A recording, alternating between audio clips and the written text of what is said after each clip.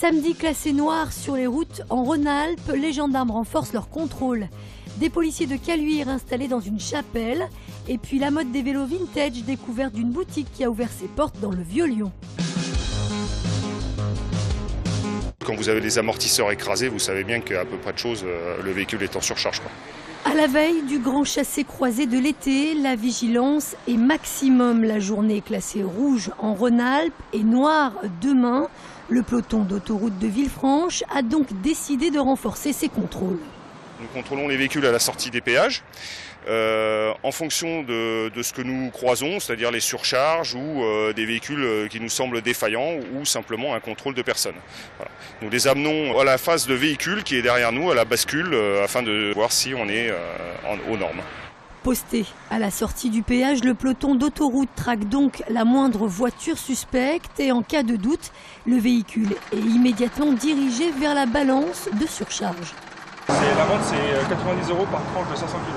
Donc là, il y a 1,5 tonne, donc ça fait 3 fois 90 €. Là, le poids du véhicule, c'est 5 tonnes 350 quand il est à vide. Et le poids maximum qu'il peut avoir en étant chargé, c'est 7 tonnes 490. Bien loin des 9 tonnes relevées sur la balance. Pour cet automobiliste imprudent, la sentence est immédiate. Une amende de 270 €. Je m'attends qu'il en surcharge, mais après le taux de surcharge, je ne le connais pas. C'est quand on se fait contrôler qu'on le sait. Donc 3 à 7 tonnes 5, j'ai 9 tonnes, bon j'ai 1 tonne 5 de surcharge, voilà. Pneus dégonflés, comportement à risque, la vigilance des gendarmes de Villefranche sera particulièrement accrue ce week-end, où pas moins de 140 000 véhicules par jour sont attendus. Des vacances qui sont aussi synonymes de risque de cambriolage. Pour lutter contre ce phénomène estival, la police a depuis quelques années mis en place son dispositif Opération Tranquillité Vacances. C'est le cas par exemple ici à Écully.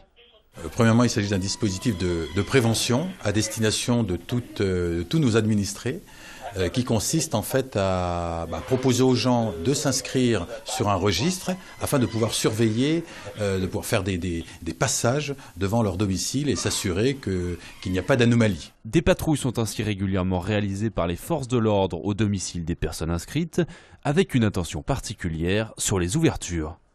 On fait tout le tour de la maison, on regarde les volets, les portes, on vérifie qu'il n'y ait pas d'effraction, que personne n'est cassé pour entrer à l'intérieur.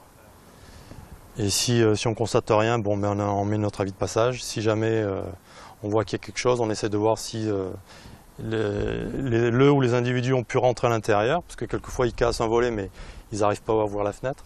Si jamais c'est le cas, on rentre à l'intérieur pour voir s'il y a quelqu'un encore ou pas. Mais pour éviter tout risque d'effraction, quelques réflexes s'imposent. Déjà, c'est bien fermer la maison. Les gens qui peuvent s'équiper d'alarmes, c'est bien.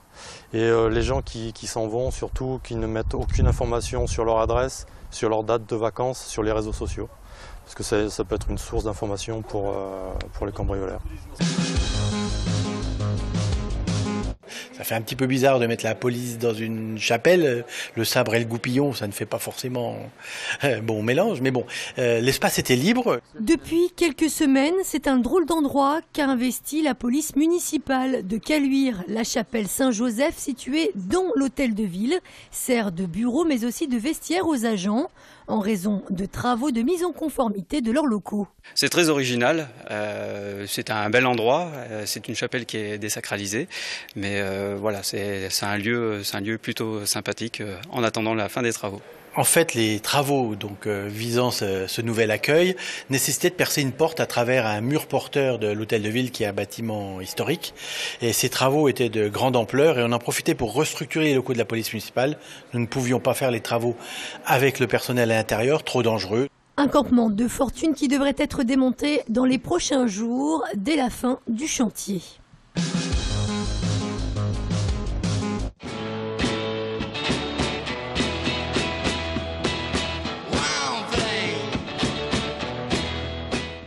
On pourrait s'y méprendre, et pourtant ces deux roues ne sont pas vraiment des bolides, mais bel et bien des vélos, certes électriques.